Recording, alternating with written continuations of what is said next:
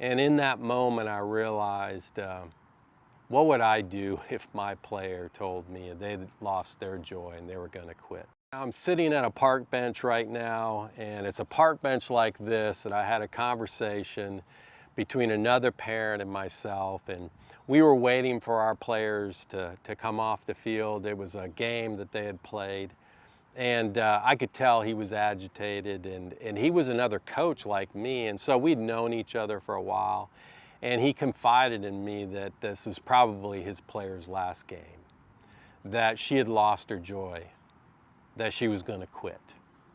And in that moment, I realized, what would I do if my player told me they'd lost their joy and they were going to quit?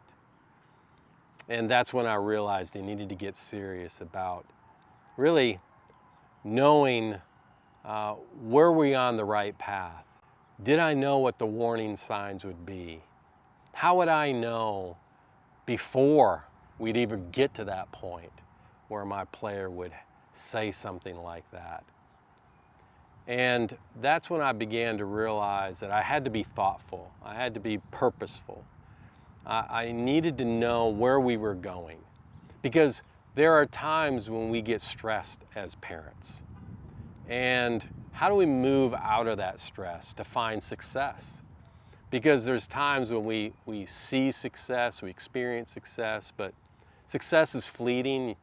You can't stay there. Then soon after, you're back in stress again. And I needed to know, how could I navigate through that? And that's when I began to get serious about character advantage. That conversation that day really hit me home, hit close to the heart. And I realized that I wasn't ready, and I didn't know, and I had a lot more questions than answers. And that's really what motivated me to get serious about what I've developed, which I call character advantage.